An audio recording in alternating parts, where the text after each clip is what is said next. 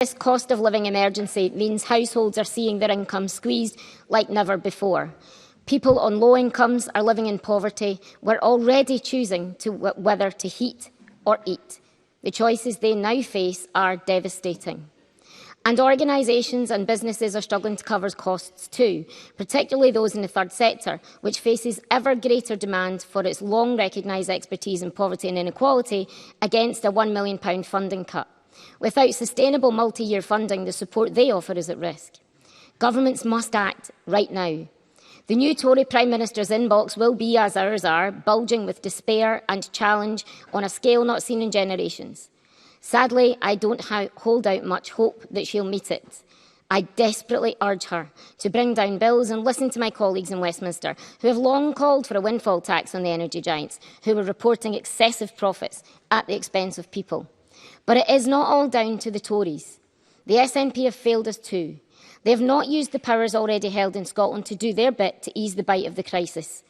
I welcome the announcement on when the Scottish Child Payment will be increased and rolled out and recognise the impact of that payment. But it is not enough. For those already in receipt of it, it amounts to £30 extra this year. And for many, it's too late. The delayed rollout has meant that over sixes have either been left on bridging payments and have missed out on vital uplifts, or have fallen through the cracks and received nothing at all. All of this has led to children missing out on £5 million every single week in Scotland. The reality is much of which was announced yesterday was a rehash of previously announced policies that the government has delayed and failed to deliver on. Despite the... I will. Cabinet Secretary. Pam Duncan-Glancy can call it a rehash when people will receive the money in their pockets from the 14th of November, which is a date yet to come. Surely she can find it within herself to welcome that money into the pockets of families who need it most. Surely. Pam Duncan-Glancy. I thank the Cabinet Secretary for that intervention, but the Cabinet Secretary will be well aware that both of the announcements on the Scottish Child Payment were made on the 9th of December last year to double the payment, and in March in the Child Poverty Delivery Plan to add the fiver to it. The date that was announced yesterday is the new bit, and that's why people will only get £30 extra if they're on Scottish Child Payment this year. It is not a new or significant commitment, and it already means that thousands of children have missed out on millions. The Cabinet Secretary and others can shake their heads all they like. This is the reality in Scotland, much of which was announced yesterday was a rehash.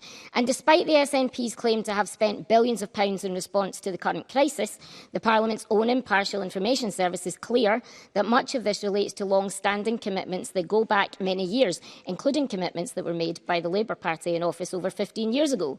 And the actual figure is nearer 500 million, of which half of was to pass on the UK Government Council tax rebate. The people of Scotland need action, and a government that will be bold, that will level with them, not one that's more interested in scoring political points than getting the help people need. Neither governments have the ambition, both are tired, and neither are being bold enough to tackle this crisis. And you can laugh if you like, but I tell you something, people in Scotland are not laughing. It is not good enough to sit on your hands when you hold the power that can change people's lives. And it's galling to hope that people don't notice because the comparator is the worst Tory government in history. But the Scottish people aren't daft, but they are desperate. They can see their bills going up and their purses getting emptier, and they recognise the lack of support that's come from the SNP. We've seen countless opportunities pass them by when they could have put money in people's pockets who desperately need it. Presiding Officer, for example, I've heard from disabled people who can't afford to charge their wheelchairs. The Scottish Government could have acted, but they didn't. They failed to live up to their own fuel poverty strategy by refusing to expand the child winter heating assistance to disabled adults and those on all rates of assistance. They failed to keep their promise to maintain the uplift to carers allowance supplement. And, of course, had they used the social security powers for the real radical change promised, we'd have a more adequate and fairer disability and carers benefits system, meaning people would have been off to a better start at the beginning of the crisis than they are now. The SNP say they don't have the powers they need to act, but it isn't true. When Scotland received consequentials following the UK Government's initial cost of living package, inadequate as it was, the SNP lazily picked up the blueprint drawn out by the Tories and copied it, meaning some of the most well-off got support, while those who needed it received barely enough to scratch the surface. There's no excuse. We gave them a plan, showed them how to give the money to people who needed it most, and they didn't use it. Our plan would have seen £1,000 of support get to people who needed it, capped bus fares, cut rail fares, reversed water charges, and every household would have got a £100 rebate on them. Crucially, we would have targeted £400 at people who needed it the most and were hardest hit. Disabled people, unpaid carers and people on low incomes would have received desperately needed support, and there would have been money left over for the Welfare Fund too. But it isn't too late. The Scottish Government can act now, and I urge it to. But the problem now is deeper and bigger, and so the solutions must also be bigger and bolder. Children on bridging payments are not going to receive what they're eligible for to the end of the year. That's a long time to wait when you're struggling to put food on the table. Doubling it now would really help. And we know the role that debt plays in poverty. People are borrowing money to pay the basics and cope with rising bills.